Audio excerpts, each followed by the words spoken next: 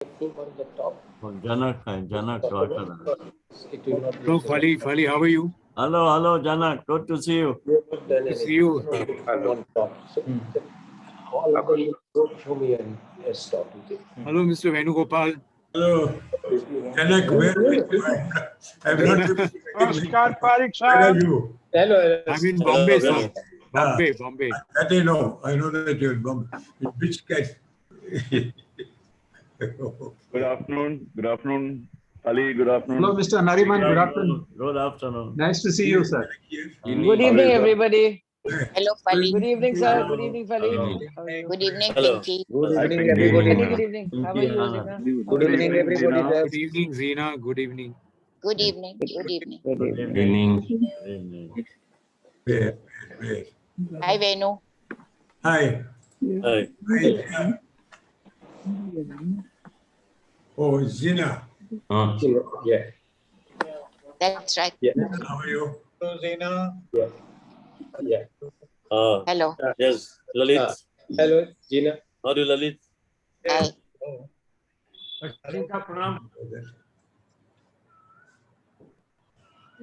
The children are all joining. Oh, right. Hello. Oh, Pinky. Hi, Zaina auntie. Good evening, Attorney. Hi, dear. Hi. Good evening. Hey, hi. Hi, Pinky. Hi, Fali. Hi.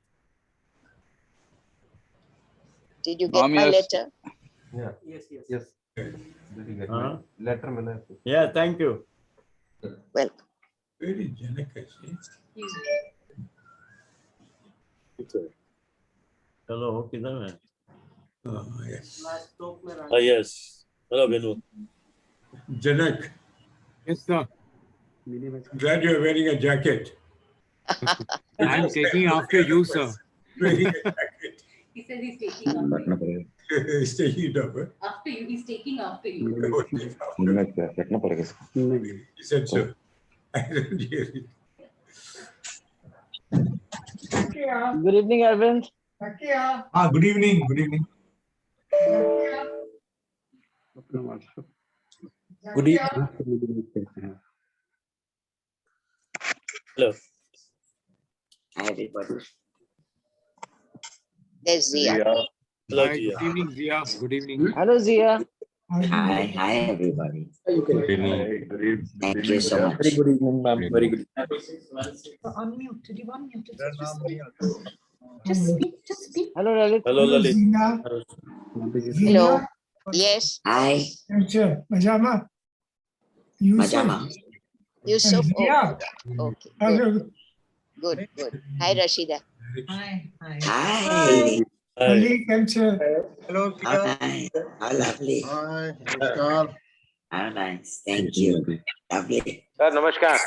Namaskar, Thank sir. you, Rashida, for your lovely email. Thank you. Oh my, you're very welcome. Hi, Rashid auntie. Hi, Yusuf uncle. Good evening, everyone. Hi. Can we start with Good evening. Good evening. Can we start, please? Hi, KKV. Yes, Chandok sir. Good evening, everyone. Can we start with the program, please? Yes, I think we can. Thank you, everyone. Good evening, respected seniors, colleagues, everyone. Good evening. I am Amarjeet. I am the Joint General Secretary. Anandita is the Secretary, but due to COVID, she's down. So she is unable to attend today. So I'll be doing the compare today for this gathering where we are paying our condolences to late Soli Sorabji, the former Attorney General for India. Everyone knows him very well. I have also been informed that family of late Soli Sorabji is present. I welcome them. And before I open the floor and I invite my speakers, can I just give a little bit of brief background about Soli Sorabji's association with the Bar Association of India. He was the General Secretary from the year 1972 to 75 and Joint General Secretary from 75 to 78. He was Vice President from 78 to 2000 and Honorary Chairman ex officio being the AG from 2000 to 2004. Again, Vice President from 2008 to 2014 and Member Board of Advisors from 2014 till date, till the date of his demise, which is 30th April. So without further ado, may I request our Attorney General for India, ex-officio chairman and former president of Bar Association, Mr. K.K. Venugopal, to speak, give few words on his condolences for Solis Rao. 1 second, Can you unmute, please, sir? We can't hear you. Can you hear me now? Yeah. Okay. Now, this is indeed a sad day, and it is only in the fitness of things that all of us should gather here to pay homage to the memory of Solis Sorabji, who was a personal friend of mine, and my memories of Soli go back to 1979, when immediately after the emergency, he had come over in 1977 itself as an additional Solicitor General.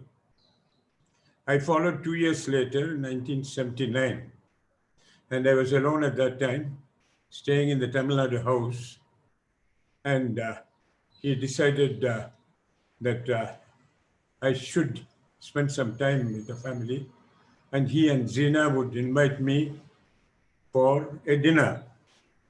And I remember the dansak which Zina made, excellent. I remember it even today. As Additional Solicitors General, the cases were marked to Soli as ASG 1, to me as ASG 2. And we had an exciting time in the aftermath of the emergency, fighting the cases as a team. And in historical cases, like Minerva Mills, Mohammed Rao, Bhim Singh, and so on, we had an excellent relationship. And thereafter, I came to know Zia, his daughter, when we went together to the United States in the India-America-US Forum.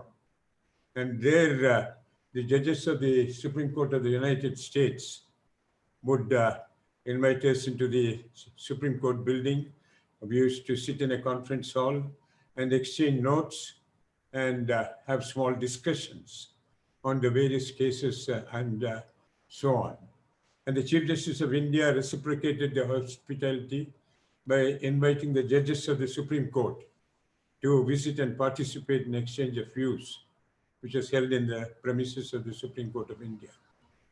Soli was a good friend and a many-splendid being. And it is an impossibility to compress his achievements, his passion for free speech, his love for jazz, all within the span of a few minutes. He was an international personality. And let me give you a few quotes from his eminent friends abroad. Dorothy Nelson, Judge US Supreme Court of Appeal, said, quote, "I was so impressed by his brilliant mind, but even more so by his warm and friendly hospitality." In regard to Soli's presentation on freedom of expression, Justice Kennedy of the US Supreme Court said that it was a superb and thoughtful presentation. Anthony Lester, Lord Lester of Hernhill, Queen's Counsel, said that Soli was renowned for his lifelong pursuit of justice and the pursuit of human rights in India and beyond. And further, quote, "He was an independent and impartial Attorney General, and he is a powerful and principled advocate." That is indeed a very high compliment, because I don't know whether all of us Attorneys General would receive the same compliment of being highly principled and so on. I hope so. The Right Honorable the Lord Wolfe, former Chief Justice of England and Wales, described Soli as an extraordinary person, a wonderful friend, and a huge personality. Look at the amount of affection that he commanded among the topmost members of the judiciary from other countries. Then closer to home, K.G. Balakrishnan, the Chief Justice, described him as an activist who has been a prominent voice in the defense of the freedom of the press, judicial independence, and the rule of law. He also mentions the fact that Soli acted as a UN special rapporteur and served as a member of several international groups.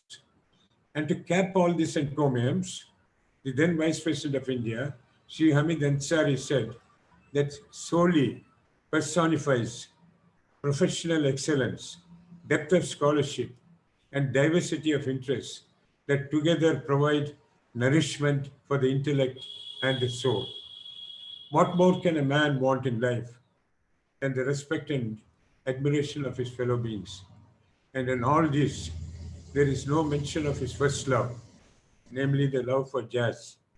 Believe me, all this that is being said about Soli is not because he is no more, but because each and every one of the words spoken, qualities described, his contribution to constitutional law and the rule of law, every word of this is the truth and nothing but the truth. I extend my sincere condolences to Zina, to Zia, and the other members of the family. Thank you. Thank you, sir, for your kind words. May I request now the President of Bar Association of India, Shri Prashant Kumar, to speak few words.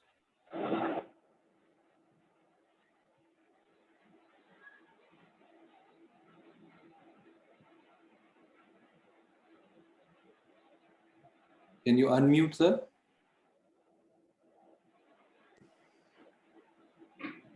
All the respected seniors, friends and colleagues, and the family of late Shri Soli Saurabh-ji. Indeed, the passing away of Shri Saurabh-ji has been a great blow to the legal profession.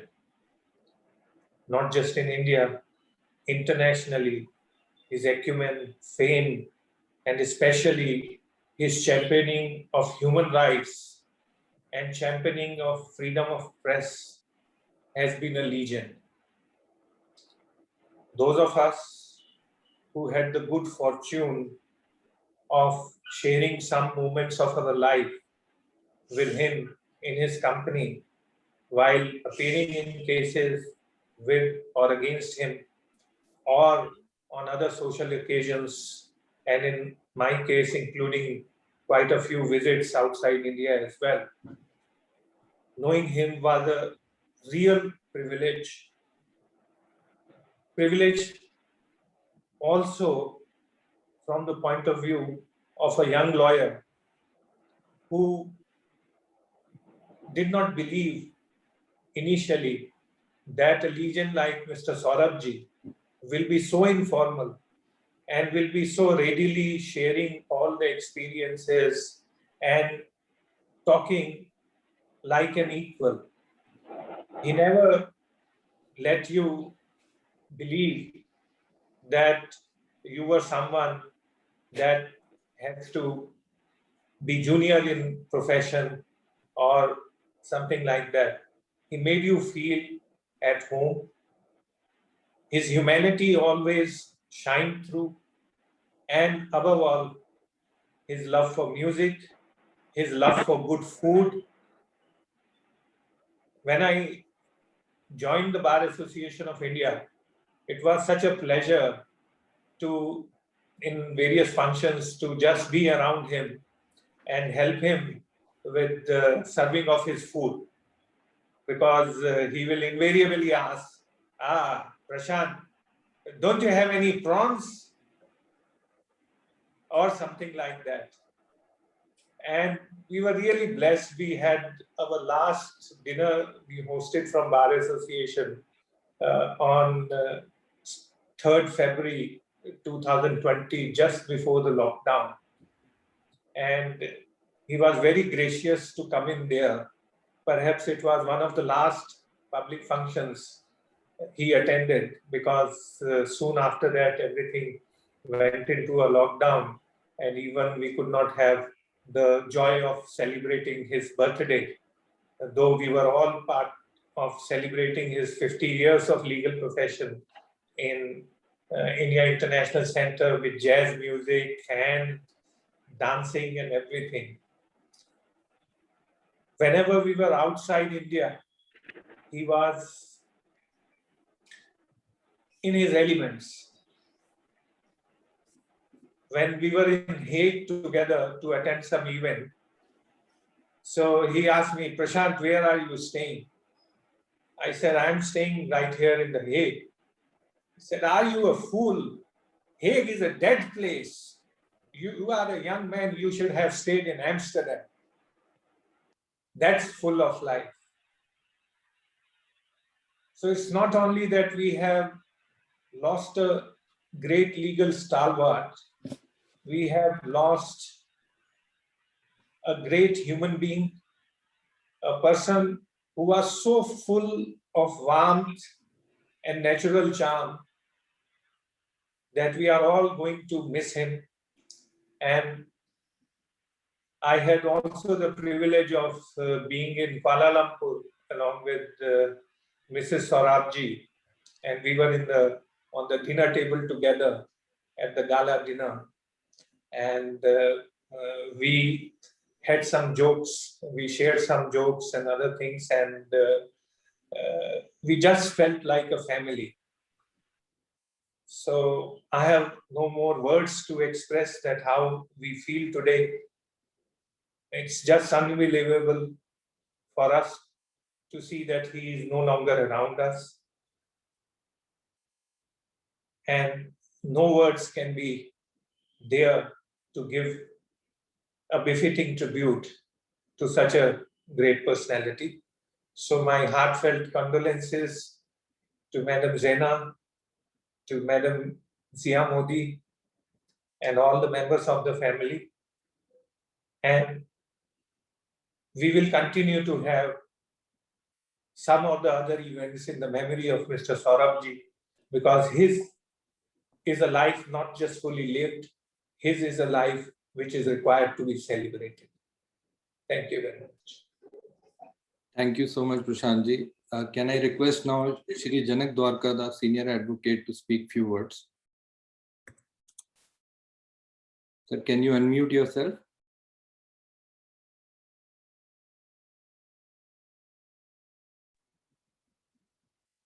Sir, can you unmute yourself?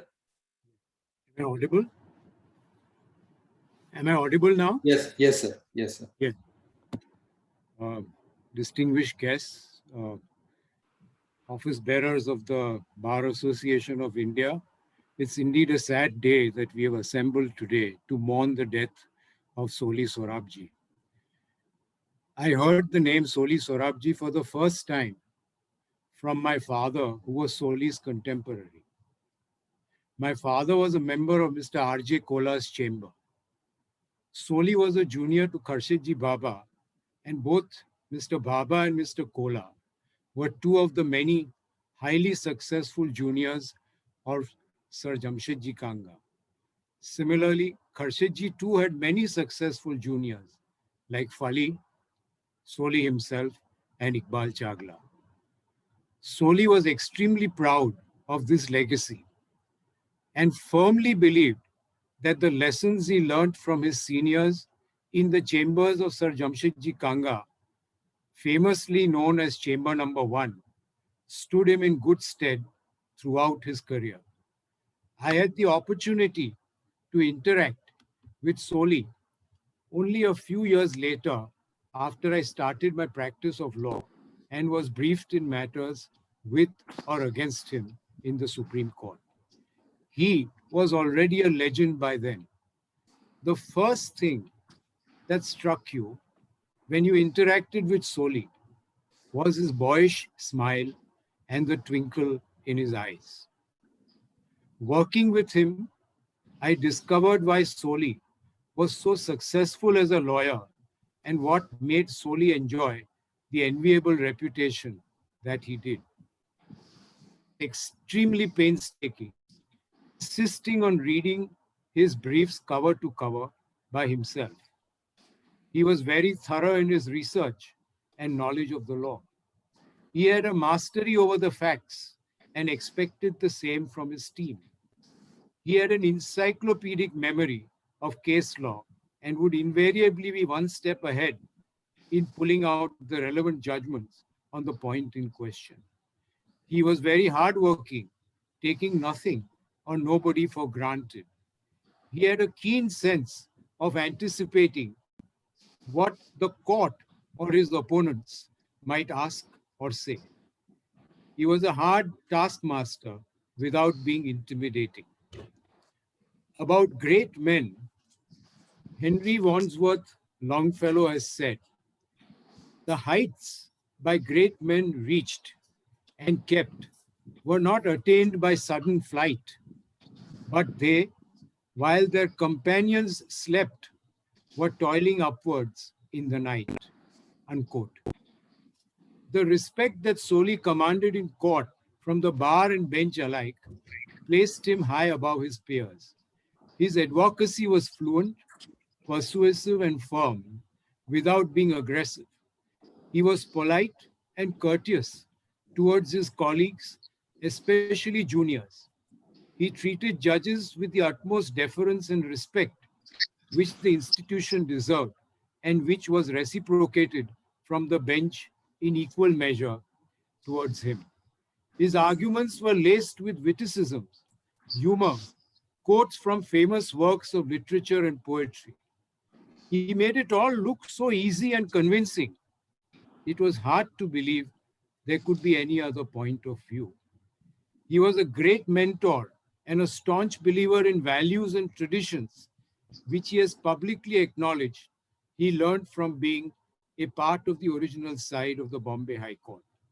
He would always encourage juniors and would make it a point to appreciate a good argument made by a junior.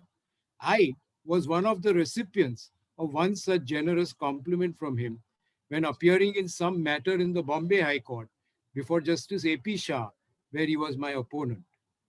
For an upcoming junior like me, these were invaluable lessons on how to do well in the profession and in the art of advocacy. It was only then that I realized what an asset Solly must have been to the team that Nani Palkiwala led in helping the Supreme Court lay down the law on the inviolability of the basic structure of the Constitution. It was Solly's mission, as he was the one, I would say, bore true allegiance to the Constitution in jealously guarding and defending the freedoms guaranteed by the Constitution and helping shape and develop much of the law laid down by the Supreme Court under the Constitution for more than 4 decades since he started practicing in the highest court. He did so even at the risk of losing his own freedom during the dark days of the emergency. It is no wonder then that Solly was appointed the Attorney General for India, a distinction he held twice and which duties he discharged in the true sense and the right spirit. But working with Solly was not without its lighter moments. Being a Parsi, Solly had his own set of idiosyncrasies. Once when I entered his chambers at his Delhi residence and announced that someone had forgotten their handkerchief on one of the visitors' chairs, there was almost an explosion. Solly was paranoid about catching a cold. He jumped up from his chair, almost screamed at me, and forbade me from even touching the wretched piece of cloth, instructing his maid to come there with a pair of tongs and dispose of the kerchief in whatever manner, including if required by burning it to ashes. The maid was also told to sanitize the chair as well as the pair of tongs. Solly was a multifaceted and multi-talented personality. His love for jazz motivated him to help open a chapter of the annual Jazz Yatra in New Delhi. He was fond of horse racing and had a good knowledge of horse flesh. He had a keen sense of observation, which made him a good actor and mimic. Often during the lunch break and social gatherings, he would leave you in splits. His love for literature and poetry and the gift of a good memory gave him an excellent command over the English language, which made Soli's writing scholarly. By his felicity over the English language, he was a formidable adversary. I am acutely aware of the pain and despair that the family has undergone in his passing away, all by himself, in a hospital bed, felled by the dreaded virus. Zia told me that his son Jahangir, who is himself a doctor, missed meeting him by a day. But to the bereaved family, I would like to say that knowing Soli as a man who was always at peace with himself, he probably left with a verse on his lips and a jazz number in his mind as he took his last breath. The family may also take solace in the fact that he led a full life and left an indelible mark for himself. As Longfellow has said, and I quote, "Lives of great men all remind us we can make our lives sublime and, departing, leave behind us footprints on the sands of time." Unquote.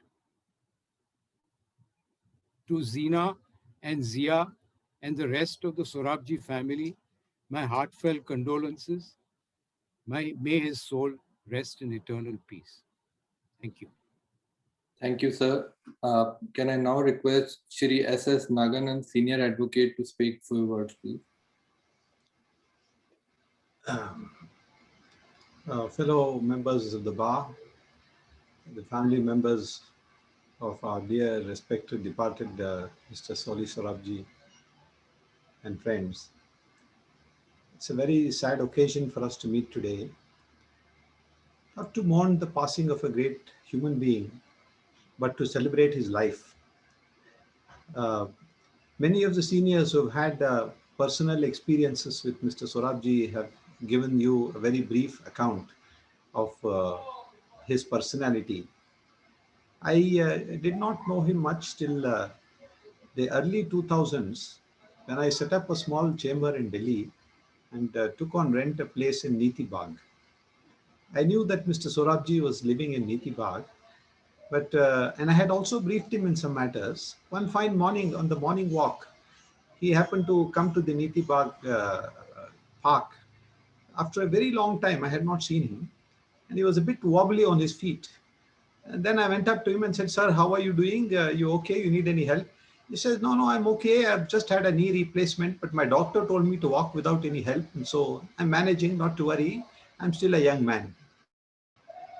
And after that, he started calling me my walking friend. Of course, I really don't qualify to be called as his friend, but that was his affection. And thereafter, every time we met, he would affectionately talk about Bangalore. And as somebody mentioned, Mr. Janakdas mentioned, how was the race course in Bangalore? How are things moving in Bangalore? And, he had a great affection for Bangalore. He used to come quite often. And whenever he came, we always made it a point to somehow get a few minutes time from him, see him, and maybe, invite him for a drink or, spend an evening with him. And that was such a wonderful experience to have with him. As I entirely agree with what Mr. Dwarkadas has said, he had a kind of what shall we say, a very enigmatic personality who would put anybody at ease. We were all juniors to him, and maybe he was in the bar more number of years than our age, but it never mattered to him. He was always affectionate and very, very friendly. I briefed him in many cases. He came to Bangalore for some of them, and one or two matters in Delhi. And I remember one occasion where in a company matter, we had briefed Mr. Fali Nariman, who was leading us, and he could not appear on one day. So therefore, the client was extremely desperate and wanted us to brief another senior. So I went to Mr. Sorabji and I briefed him, and we had a long conference. He got fully ready with the case. And the next date of hearing, when the matter was listed, as we were entering the court, Mr. Fali Nariman was also there, and Soli was in the corridor. And so in the corridor, I whispered to him to say, "Sir, you are briefed in this case, but Mr. Fali Nariman is also there because he was there right from the beginning." "Oh, is it? It's okay," he said. He came into the courtroom. We were waiting, he went and occupied a chair next to Mr. Nariman's chair, and they were discussing about the case. I could, hear them talking about some principles. It was something to do with oppression and mismanagement. They discussed. My trepidation was that when this two Athirathis and Maharathis are briefed in a case, what is going to happen to the case as to who is going to actually lead? As soon as the matter was about to reach, Mr. Nariman went up to the bar and he took the first chair. Soli sat next to him and I was sitting next to him. Case was called and Fali stood up to address the court. And, to my great pleasure, Soli was there assisting him as though he was a junior. I was shocked and surprised. I thought he will sit to himself and, allow the case to go on, but that was not him. He didn't make any bones about the fact that Fali was reading us in that case, and he had no qualms about assisting Soli in that sense, in the sense of being next to him and, going along with it. Of course, that case had a checkered end, but what I'm trying to say is that these are human qualities which one is finding it rarer and rarer in the profession today.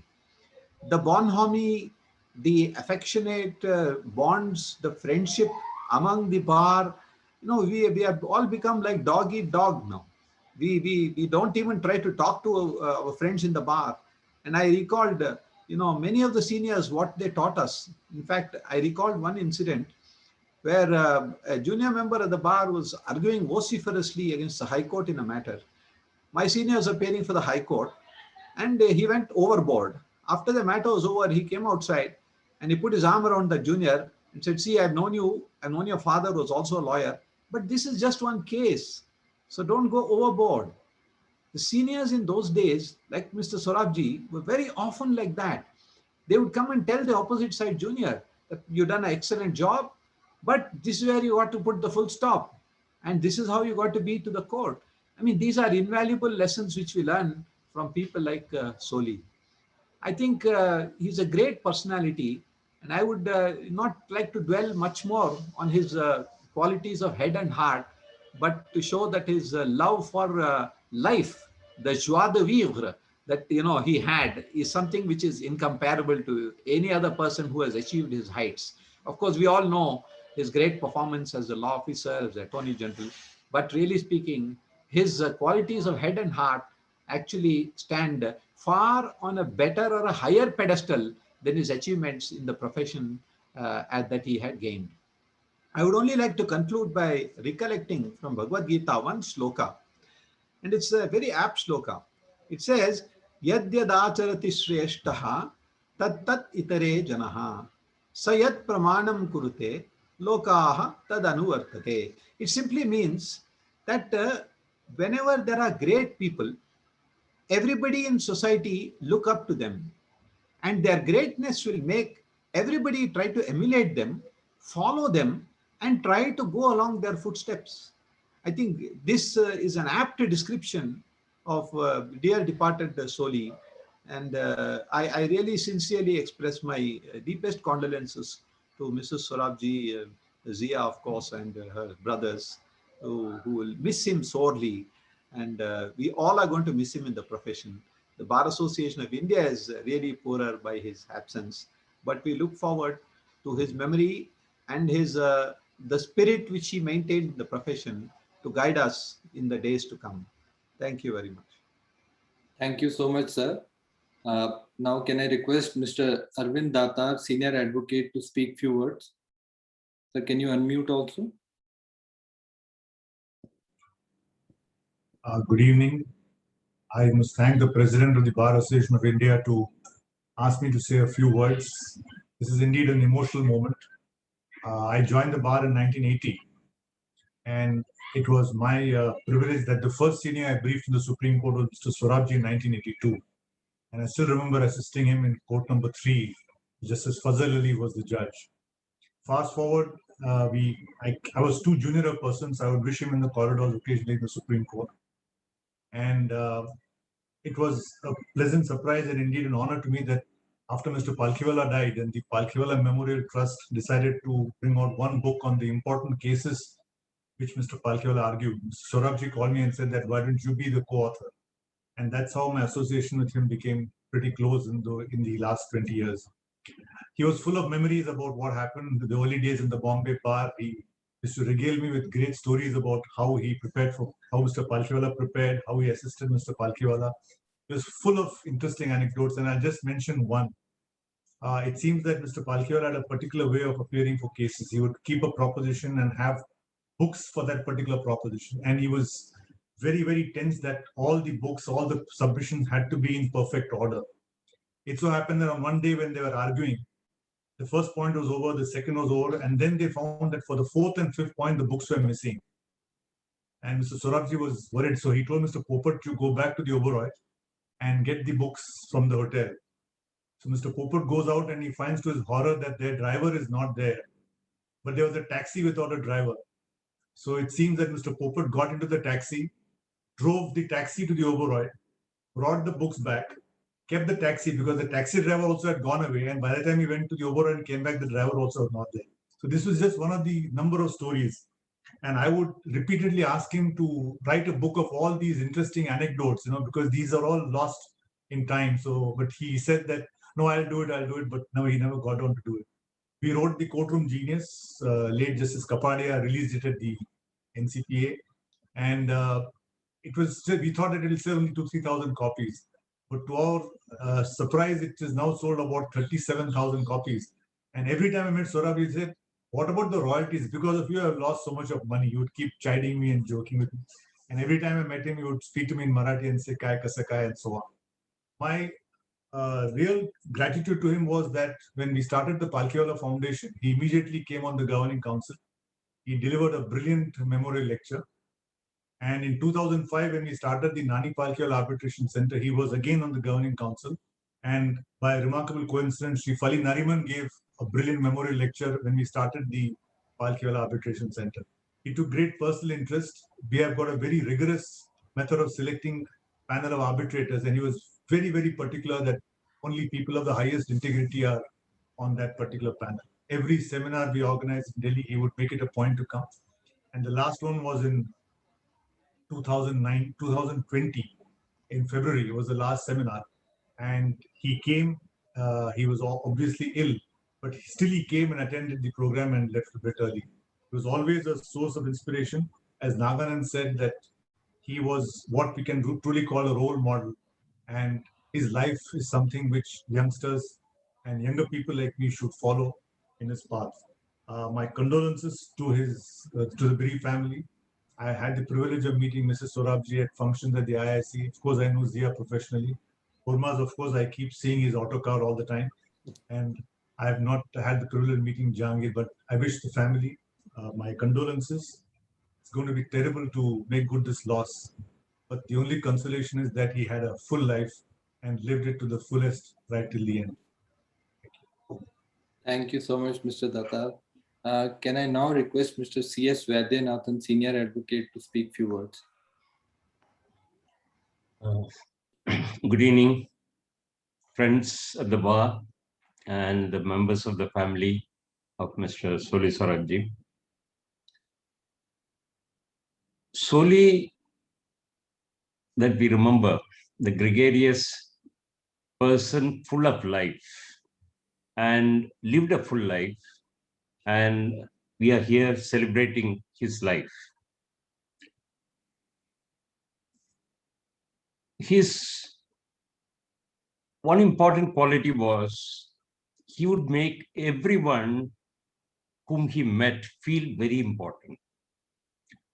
He will remember to identify some aspect of the person. If he meets me, he will talk to me about something where I was associated with him. He will make you feel really important. I think that was one of the important qualities that he had. He always had that personal touch. I met him first, as Mr. Vanagopal said, in 1979 when I came with him. And during the time when we are fighting cases against Mrs. Gandhi in Calcutta and Delhi, and therefore he used to closely monitor those cases. And after he ceased to be the law officer, those days the Delhi High Court used to sit at 10 o'clock and the Supreme Court used to sit at 10:30. So the young Soli will appear at 10 o'clock before Chief Justice Prakash Narayan and Justice Kripal in his favorite matter those days, excise. A number of matters used to come and then he will appear very short points. And the bench was also very quick on the uptake. And then rush to the Supreme Court and then be there for item 1 in perhaps one of the courts in the Supreme Court.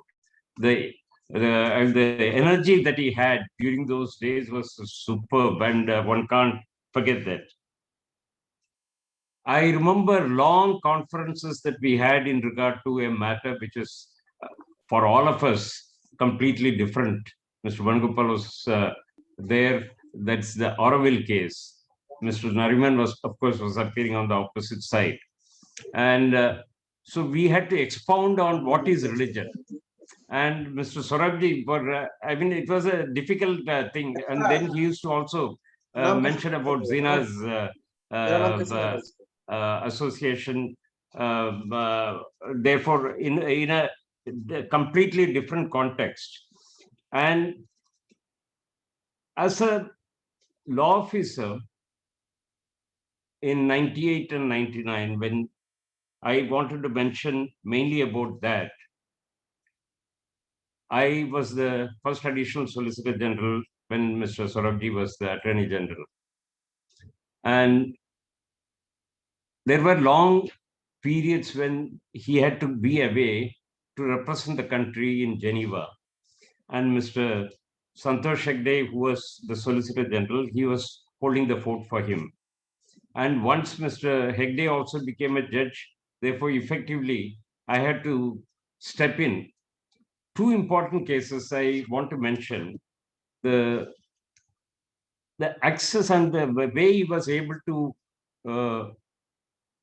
take action. One is in regard to the telecom industry. The revenue sharing arrangement which revived the telecom industry in 1999 was thanks entirely to the effort taken by Soli. Of course, the government was also interested, the industry was interested, and I think otherwise, today the kind of telecom services that we have would not have happened, but for the effort put in by Soli. The second that I want to mention, when the then Chief Justice took it upon himself to make recommendations of 5 judges as to become judges of the Supreme Court. And there were 1 or 2 who were certainly not persons who ought to have come to Supreme Court, and therefore the government was in a dilemma. Mr. Sorabji and the number 2 and number 3 judges had not been consulted. The question was, how do we sort this out? Because the government was finding it very difficult. So one evening when we were discussing, I suggested, why not to have a presidential reference? And the way he picked up and got the reference prepared, he went straight to the Prime Minister's residence. He had already meantime spoken to Mr. Brijesh Mishra. He had the audience with the Prime Minister, got it approved. Next morning at 10 o'clock, before the registrar, the presidential reference was there, and we were able to save the day because the then Chief Justice was following up the matter so closely that he even had a division bench trying to pressurize the appointment of the Supreme Court judges at the earliest. And therefore, we were able to save the day thanks to Soli's and his persuasive ability. Otherwise, without that, he would not have been able to put it over with the Prime Minister in such a short time, get the presidential reference formulated and sent over the next morning. And therefore, we are able to stave off. I want to mention another aspect of Soli, how he was able to pick out the right kind of personnel who could assist him. And I saw it in the Bhopal case, where, of course, Mr. Nariman was on the opposite side, so was the attorney. When the Bhopal judgment delivered by Chief Justice Pathak was sought to be reviewed, reopened, he picked out people, 2 of whom are today sitting judges of the Supreme Court, Justice Ravindra Bhatt, Justice Kanvilkar. They were all part of the team. Mukul Mudgal, he became a Chief Justice. Raju Ramchandran, myself, M.S. Ganesh, a whole lot of them. He assembled a team and gave each one of us assignments to prepare. And I think we had an excellent, we even went to Bhopal. We visited Bhopal together. Mr. Saurabh took us over there. Therefore, I mean, these are the way he led the team and kept the cohesion and then put over the case. I think that was a very, very remarkable thing. I can go on, but I don't want to. And I would only say that he has been exceedingly kind to me. He had tremendous amount of confidence and trust in me as a law officer and gave me some of the most important opinions to assist him. And I'm ever grateful to him. And certainly, I think it is I've had association with him in the as a lawyer and in the association. And one of the other things that I wanted to mention, the way he was welcomed in Lahore when we went. Asma Jahangir had organized the conference, and he was so well known to all the judges in Pakistan and to us, of course, to the lawyers. And he was a real asset in that sense. And he was, of course, in the Commonwealth Lawyers, Commonwealth Law Association, he was so friendly with all the judges from England, Australia, Canada, all over. So these are some of the things that I wanted to mention. My sincere condolences to the family and thank you. Thank you so much, sir. Now, may I request Mr. Chandra Uday Singh, Senior Advocate, to speak few words.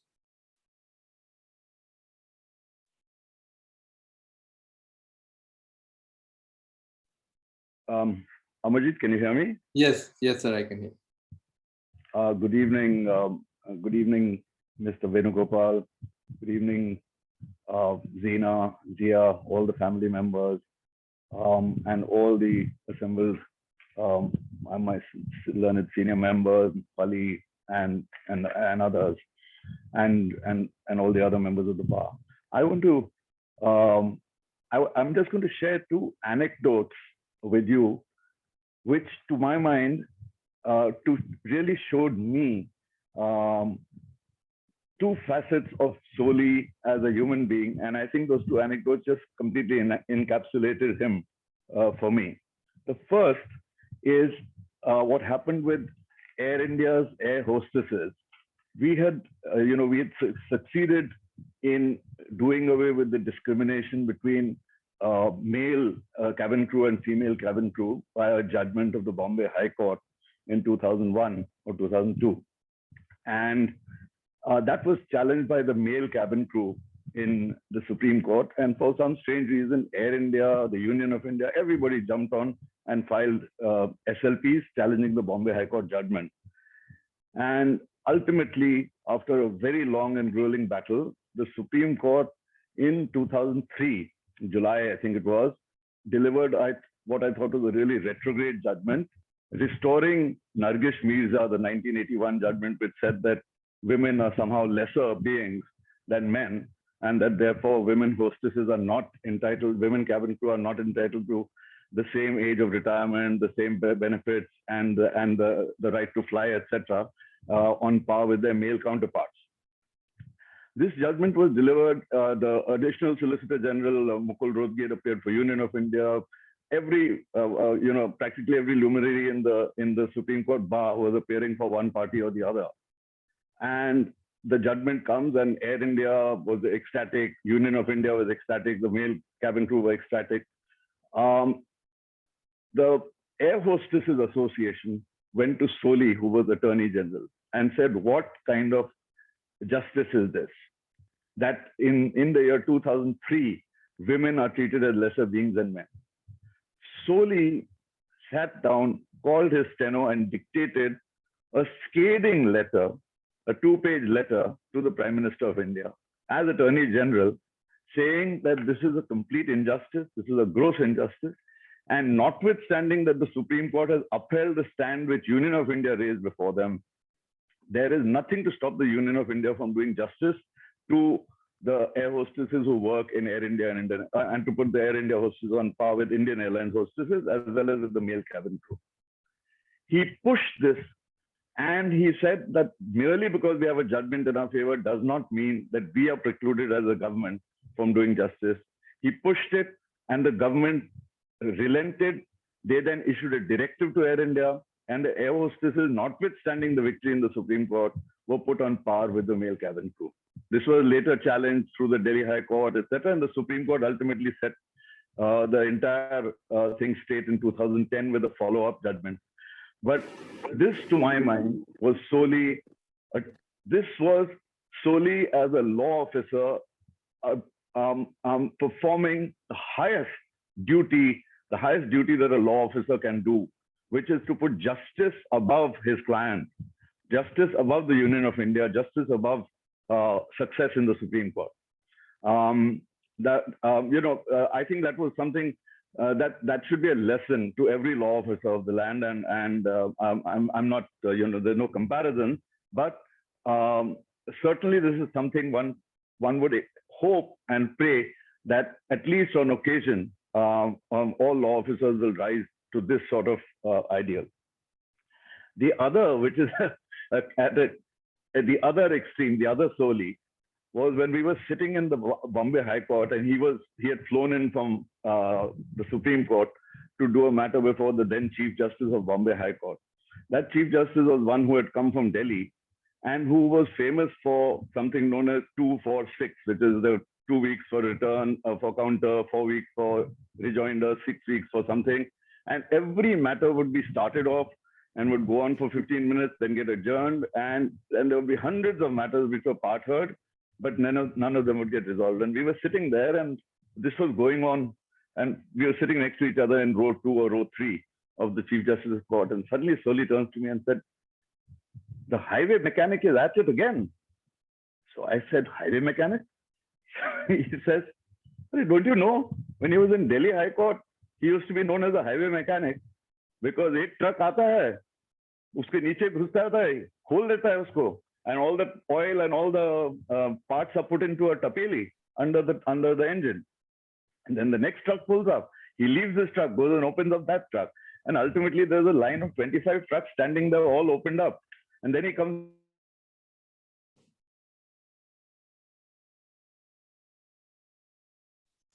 I think we have lost him. He was informing me that there is some electricity problem at his area, so maybe he got disconnected. We'll bring him in as soon as he joins again. In the meanwhile, can I now request Mr. Jaideep Gupta to speak few words?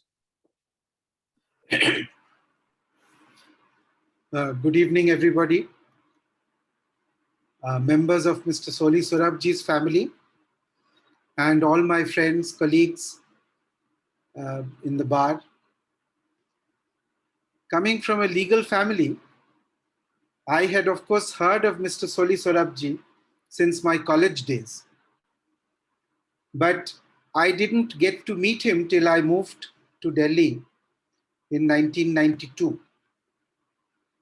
It was on his advice that I approached Mr. Venugopal, who kindly agreed to allow me to work in his chambers, which to me was a life-transforming event.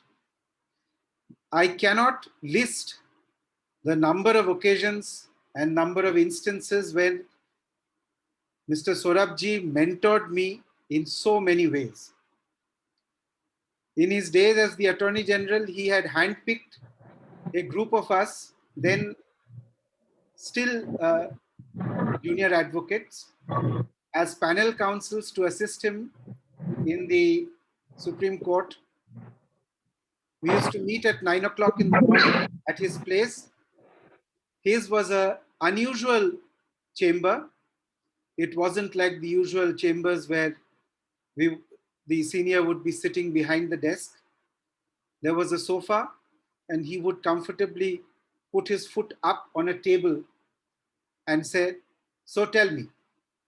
And then we would discuss the case. He would make some notes at the back of the brief, and off he would go to court to represent the Union of India. I really learnt all my indirect taxation in those couple of years. The clarity of thought with which he approached every case was a revelation and an education. In those conferences, sometimes he would jokingly say that when you are asked to write something about me in a book, please remember this incident. And I remember many of such incidents. My two favorite ones is once the book fair had started in New Delhi, and that was of course opposite the Supreme Court, as everybody knows, in the Pragati Maidan. And I said, would you come along to the book fair with us? Because we were planning to go after the day. And he said, Jaideep, there are more books around me here than I can finish in the rest of my life. So I don't think I will go to the book fair today. But on a much more serious note, he mentored us in various ways in the profession. He had sent me off to the TDSAT once, that is the Telecom Appellate Tribunal once, to represent the Union of India. And something happened in court that day, which I was very, which had embarrassed me a lot, and I was very upset about it. And so were a lot of the counsels in the courtroom who had supported me in the courtroom that day. So I went to him and said, you have to find somebody else to do the running around in this case. I can't go back and appear before the tribunal. He sat me down, and for 15-20 minutes, he said why it would be wrong of me to give up that brief, how judges work, what are their pressures, how we have to approach the bench, and why it was important, particularly important, that I should carry on at that stage with the matter. And that advice is with me still today. I last met him a few months back in what must have been one of his favorite places on earth, which is the lunchroom at the India International Center. I went up to him and said that I'm sorry I haven't been able to drop in. Let this wretched COVID get over and I will come over. And he said, no, I'm receiving guests. You can come over anytime. But that was not to be, I'm afraid. It's the same pandemic which took him away from us. So much learning, so many memories stays with me. My heartfelt condolences to Zina and all the members of Mr. Sorabji's family. It is when we all go back to court, which we will someday, I'm sure, I cannot say how much I will miss him. Thank you. Thank you so much, sir. Now, can I request Mr. Krishnan Venugopal to speak few words?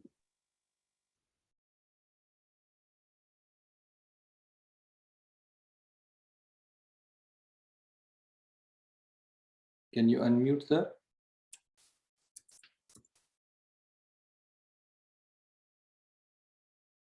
Mr. Venugopal? I'm sorry, I think I'm not able to connect with him. Krishnan, you are on. Yeah, I managed to get back. Sorry. Thank you. Friends from the bar, Mrs. Sorabji, Zia, Hormazd, Jahangir, I have known all of you now for more than a few decades, ever since the late 70s, when Mr. Sorabji and my father were both additional solicitors general in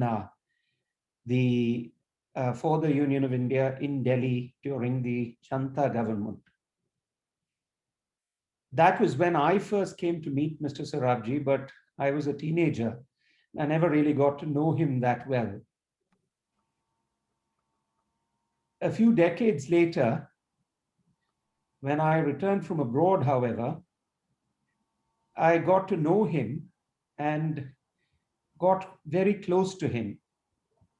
One of the most amazing things about Mr. Sorabji, as everybody here at this gathering, a wide range of people whom one would not have expected to really know Mr. Sorabji that well. One of the amazing things about him was that he was able to make anybody and everybody from whatever background, whichever part of the country, feel like they were close to him, part of his extended legal family, as it were. And the other big thing about him, which Joydeep has talked about and which so many others have talked about, is the fact that he tapped talent wherever he found it. It didn't matter who they were, how old they were, or how young they were. He just tapped the talent and got them to do whatever he thought they were best or most capable of. I'd like to think of Mr. Sorabji as a sequoia tree in our profession, because he was a giant, extremely tall, but not a banyan that wouldn't allow anything to grow underneath it. He is singularly responsible for adding to the legal talent in this profession, whether it is Justice Uday Lalit of our Supreme Court, Mr. Harish Salve, Mr. Gopal Subramaniam, the former, both of them former Solicitors General, Mr. S. Ganesh, Mr. Mr. Haksar. There are so many important lawyers who have come from that chamber who I know of in Delhi. And I'm not even sure who all were there in Bombay. I'm pretty sure there's a very large number of them. He had this exceptional ability to spot talent and unearth their abilities and make them employ them to the best of their capabilities. I personally want to tell you a couple of stories about my interaction with Mr. Sorabji when he was Attorney General from 1998 onwards, I believe. I had just gone out on his own, and like Joydeep, he got me in on the panel and then started using me to assist him in various cases. At the same time, I was still working on a very important case for the government of India at the WTO involving quantitative restrictions on imports. We had maintained these restrictions on imports on account of balance of payments, for balance of payments reasons ever since the 1950s, when Mr. Nehru's second year, when Prime Minister Nehru's second year plan led to huge shortages of foreign exchange. And during the mid-90s, when Mr. Ashok Desai, my senior, was the AG, push came to shove, and after liberalization in 91-92, the United States and the European Union decided we must remove those quantitative restrictions because we didn't really have the kind of balance of payments problems that required them. So I happened to be working on that case from Mr. Desai's office onwards, and Mr. Sorabji refused to allow anybody else to step in and insisted that I continue with that case. He gave me every support as the Attorney General by backing up every view that I had if I could explain it to him clearly, regardless of whether the top civil servants, the Commerce Secretary, the Joint Secretary, the Ambassador to the WTO at Geneva had another view. He would back me up if I could explain to him what I was saying. And there came a point at which the panel that was deciding the case wanted us to actually negotiate with the United States. But the bureaucrats did not want to negotiate because they believed that they had the inside scoop on the diplomatic negotiations going on and refused to negotiate. So finally, when they came to us and told us that the letter had been received, they wanted Mr. Sorabji to back them up and say that there was no need to open negotiations with the United States. Whereas I was strongly of the view that if the panel was telling us that, we must explore it. And Mr. Sorabji didn't take more than a minute after the top officers explained it to him to say that when a judge tells you that you start negotiating with the other side and settle with them, there is no question of your saying you don't want to do it. You may not reach a settlement, but you have to, in good faith, go forward. I must tell you, the sad part of that story was that by the time they finally wrote back and asked and told the panel and the United States that they would like to settle, it was too late. The panel said they were going to decide it, and ultimately we lost that case because at the WTO, a lot of it turns on diplomatic power, or rather power, international power, as opposed to the rights or wrongs of the law. And thereafter, we lost it in the appellate body as well. But that may have been a good thing because after that, the country grew much faster on account of opening up imports. So that's just one example. Another major case was where the divisional headquarters of the railways had been placed at a constituency of a minister in Bihar. I believe it was Ramvilas Paswan's constituency. And the then railway minister, Mr. Nitish Kumar, dropped by and met Mr. Sorabji at the Attorney General's residence and asked him to ensure that the divisional headquarters did not get struck down. That is, the the shifting of the divisional headquarters didn't get struck down. Now, this is another mark of Mr. Sorabji's common touch, that he insisted that I join him in that living room with the minister as a young lawyer.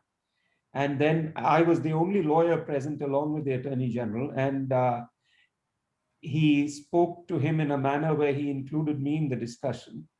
And it was agreed that we would go ahead and try to get the petition dismissed, Mr. Shantibhushan being on the other side. So on the fated day when it actually came up in court, unfortunately, Mr. Sorabji could not be present. He was held up in some other court. But he was very annoyed with me because I didn't allow the matter to go forward, even though the judge wanted to dismiss the matter in our favor.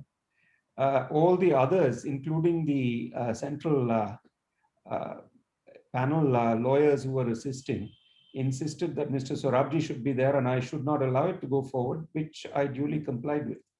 But he was very annoyed with me, saying that I should have gone forward. If he entrusted me with a case, it was because he thought I could handle it, and there was no reason for me not to allow the judge to dismiss the case. Ultimately, of course, the case did get dismissed. And then a third famous anecdote was where in the Balco case, the famous Balco case where it was being privatized, Mr. Sorabji decided he needed more assistance appearing for the union. And he asked the central agency to send me the papers. So he wanted me for conference the next morning at 8 a.m. And by the previous night at roughly 10 p.m., I had about 6 pages out of a brief running into a few thousand pages. So I obviously couldn't read very much or understand it. And I went up to his residence and then met him and told him that I had 8 pages. And he just burst out laughing. And he never let me forget that case and that day, because every time I met him after that, he would remind me, many months later, years later, about Krishna. And you studied that Balco case really well, didn't you? That's how he would remind me about that famous episode. So this is just an instance of how Mr. Sorabji dealt with everybody, young and old, and mentored so many of us in the profession. But most of all, what I'd like to say is that I have enormous affection, had enormous affection for him. And I believed he held me in the same affection. That is all that I think I can say about him. Thank you. Thank you so much, sir.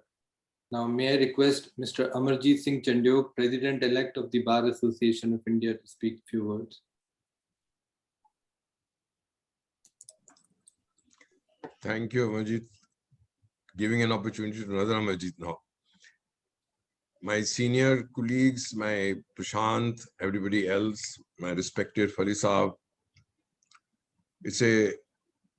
To me, it reminds me back into what Mr. Vaidyanathan reminded us of, that 10 o'clock used to be Delhi High Court. And I was that time a young lawyer being appointed as the additional counsel for Government of Delhi. And at that time, we used to have open theaters in Delhi, open cinemas. 2 petitions were already dismissed by the bench of Justice Prakash Narayan by then. But one day, Soliji came and the court said, no, this matter would require consideration. I went on to say that Your Lordship has dismissed 2 petitions. They said this petition raises different questions of law. And matter is, notice is issued, counter, etc. He comes out, he holds my hand and says, you did a very good job. But learn one thing. This is a government's job. It is a government's lawyer. Let it go, make your point and leave it. And you would go a long way, I predict, in this profession, and wish you all the luck. That day, until I think we celebrated his birthday, there was not even, at least once in a month, would we chat with each other on something or the other. That brings me to when I came to the Additional Solicitor General to the Supreme Court, and Justice Dave and Justice Deepak Mishra were the bench. Jethmalani Sahab was opposing me. We were able to get an order through. And Justice Deepak Mishra, who was the Chief Justice Delhi, knew me well, of course. So he said, Mr. Chandiok, you are very lucky today. Look at the watch. And the watch had said 12 o'clock. And I said, Lord, no, I was lucky because I came in court number 12. And I didn't know Soliji was sitting behind. And he stood up and started clapping in the court as if I had something. He says, very rarely people come up with such things, that they let people laugh when they make themselves laugh also. This was Soli.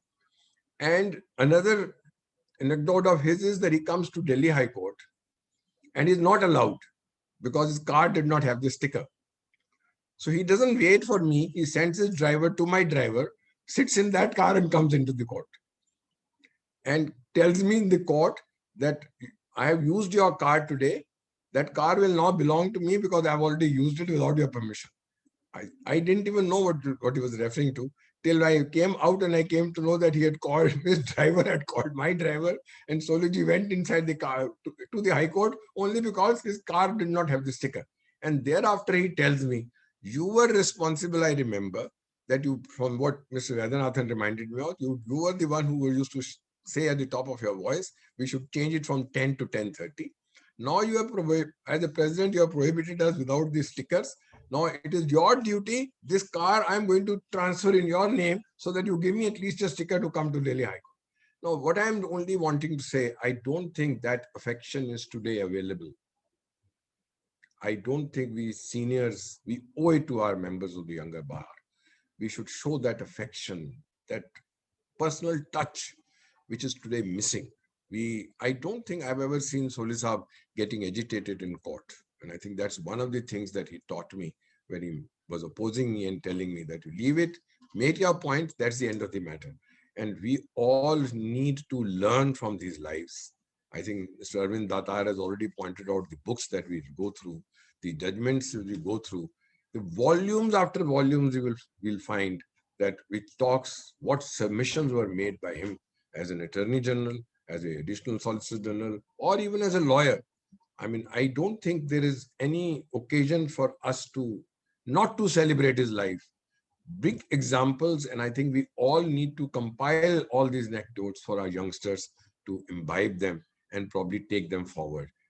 I wish mothers can give birth to many more Soli Sorabjis so that the bar will grow. We all will grow and we all will have his blessings. My condolence to the family, and I pray to Almighty that his soul may rest in peace and give us that, at least that zeal that he showed to us. He has been responsible for making me agree to go on the other side of the bench, and which I told him, sir, my circumstances don't. He says, what is your circumstances? You have enough to go back to it. But these are few remembrances of your own, which will probably cherish in your life to come. Thank you so much. for all of you to join the bar on behalf of Bar Association of India. On behalf of every member of the bar, let me pay my condolences to the family and pray that wherever he is, he will keep blessing this bar in future also. Thank you. Thank you so much, sir. Now, may I request Mr. Shyam Devan to speak few words? Thank you very much, Amarjit, President Prashant Kumar, Mr. F.S. Nariman, Zina, Zia, Jahangir, Hormaz, colleagues, Attorney General. I thought I'll just fill in a few gaps. The first gap I thought I'll pick up from what Janak mentioned, because he mentioned Jamshedji Kanga, and I immediately pulled out, and I have it here before me, a dinner given by the Bombay Bar Association to Sir Jamshedji Kanga on his completing 50 years at the bar. Ripon Club, Friday, 27th November, 1953. And the menu card I won't bore you with, but on top is a signature of S.J. Sorabji. There is Hochchand Advani, K.S. Cooper, Jangu Dubash, Firoz Vakil, Anil Diwan, M.H. Kanya, J.S. Khambata, Girish Munshi, S.K. Desai. So lots of memories, lots of connections, and I can quite imagine. I mean, this is, of course, 1953. By the time I joined as an intern, Soli had, of course, at Kanga, Soli had moved to Delhi, but his chamber was still very much alive. And here I want to fill up on what Jaideep mentioned, or what Krishnan mentioned, because it's an extraordinary stable, you know, starting right from Bombay. And Bombay, there was Obed Chinoy. Outstanding, absolutely. I mean, in terms of as a junior, there is Avinash Rana, Arshad Hidayatullah, of course, Ganesh was there, a whole enormous stable of juniors who sort of passed on the learning, from whom many of us learned initially. And then, of course, the very, very distinguished names which were mentioned of the huge juniors and number of juniors in and excellence in terms of the Delhi chamber. I think as a junior who worked with him, I'll just mention two things which I took away. One was simplicity and the other was clarity. And the other third thing which I learned and which I sort of impose on my chamber is things to do. I just love that. At the end of the conference, there would always be a things to do note which was dictated and which we kind of passed on. And the final thing I want to make, because we have two other extraordinarily eminent people here on the screen, Mr. F.S. Nariman and Mr. K.K. Venugopal. I think these two, along with Sorabji, at least in my eyes, propelled us in the international bar at a level where Indian lawyers were recognized, one, for their excellence, two, for their commitment to rule of law, and three, for their commitment to human rights.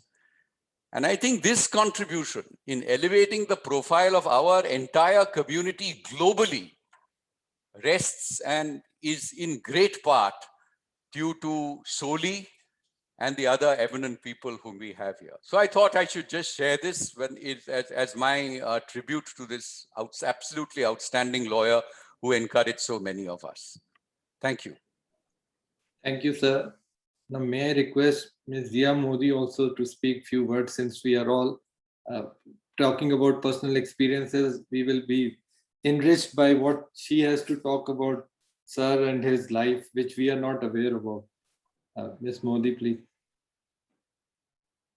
I won't talk too long because I think I'll start crying, but just really wanted to thank all of you for being here and remembering Papa.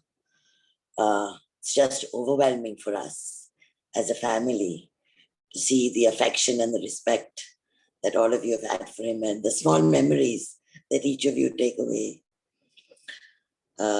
You know, we were, I think, too close to my father to realize the giant that he was. But I remember all the dirty jokes stopped when I entered chamber number 8. And all the women was only one, which was me. And there was Obaid uncle, who's also on the call, busy teaching me how to draft my first writ petition as a young junior. I remember Daddy telling me every time I would get nervous about a matter, he would say, you say all your Baha'i prayers, but the main prayer every night you have to pray is that your senior tomorrow falls sick and you argue the matter. So I always went in with trepidation that God might actually answer my prayer and I would have to start and take the role because the senior wasn't around. And then in the early days when Papa was seeing that I was not getting many briefs and I was getting agitated and irritated, he would say, why are you wasting your time in the chamber? Go and sit in every court. Know thy judge. Does he like employees? Does he like employers?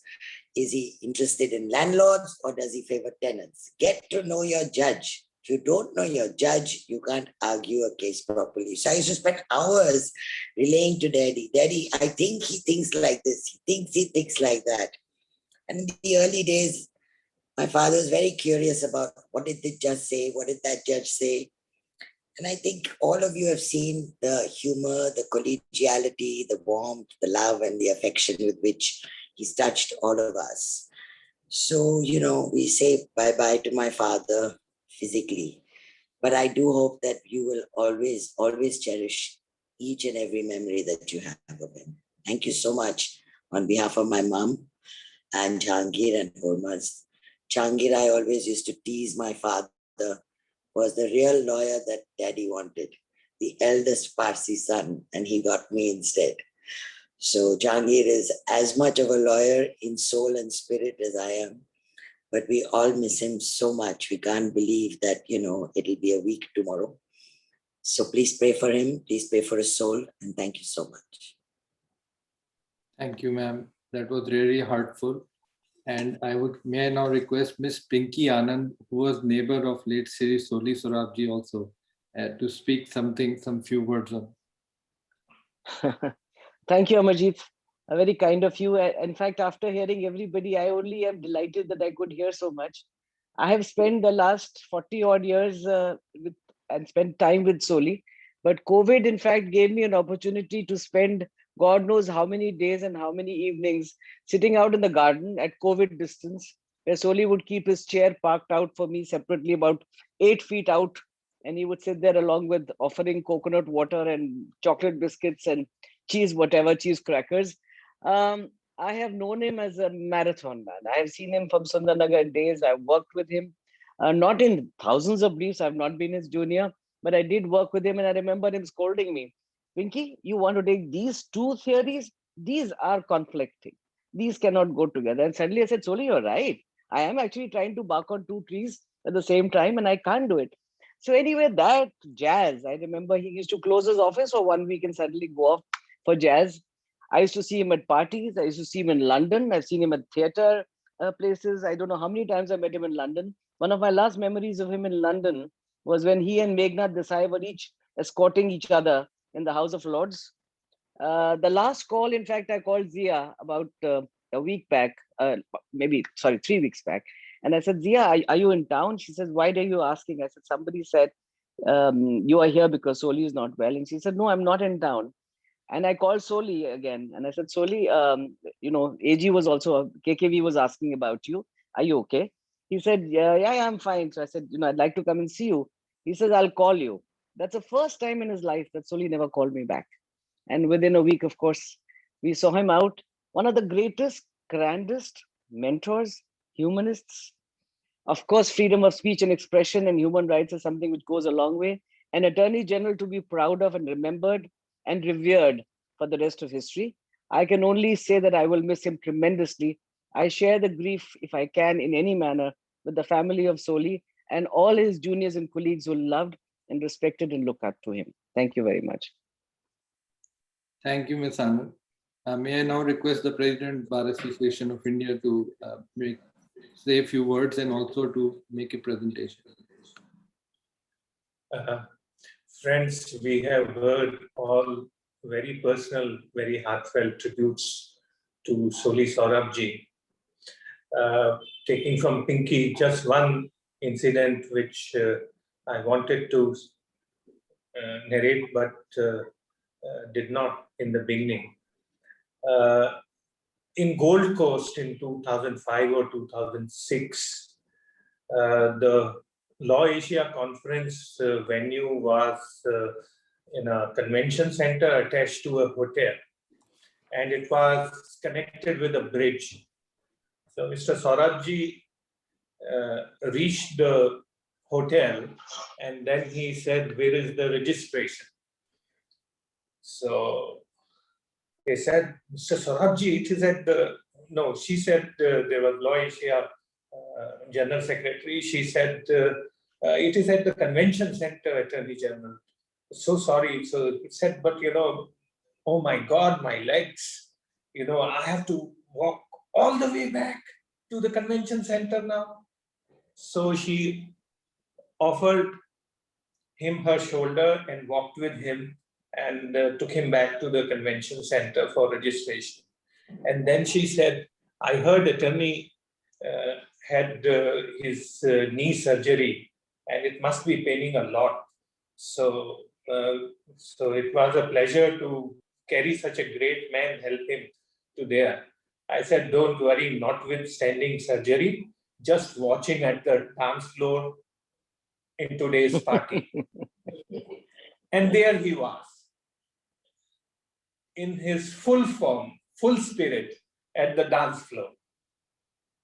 So his other thing, which everybody knows and has spoken about, is his love for freedom of media. And one of my good friends, who was in Times Now and later on at the starting team for Republic, got disillusioned with commercial journalism and created a model where, no advertisement, no corporate funding. And she launched her venture, The Pro. So she wanted some sort of a testimonial. And so I suggested that there is no better person to speak on media and freedom of media and what is the importance than Mr. Saurabhji. So this was perhaps one of the last interviews towards the end of last year, which Mr. Saurabhji recorded. And he is in his true elements. It is just 3.5 minutes. I will request Amarjit to play it for us all. And because no better way to celebrate Soli, but to hear him speak on something he was most passionate about, apart from music. Sure.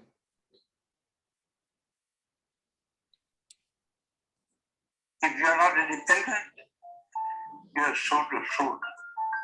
And if you sell your soul, you sell the soul of democracy in India.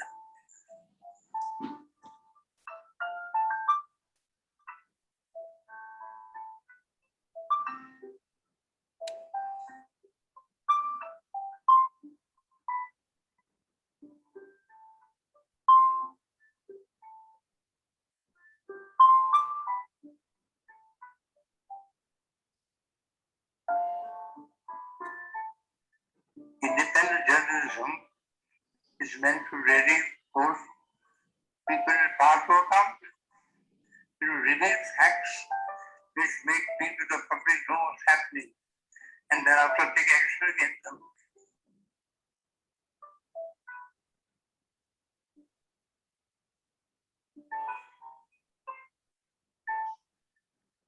Independent journalism is essential to democracy. Without independent journalism, democracy is zero.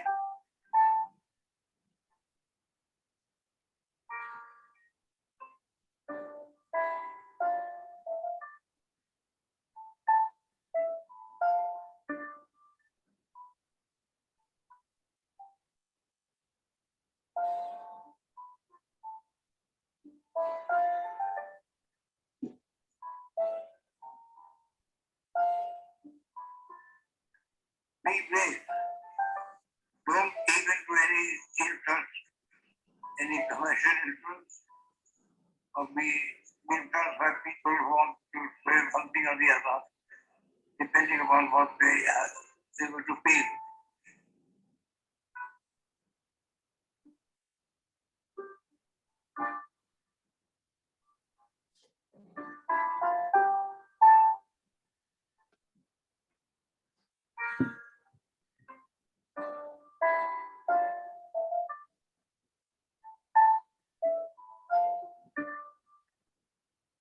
Independence is if you are not independent, you are soul to soul. And if you send your soul, you send the soul of democracy in India.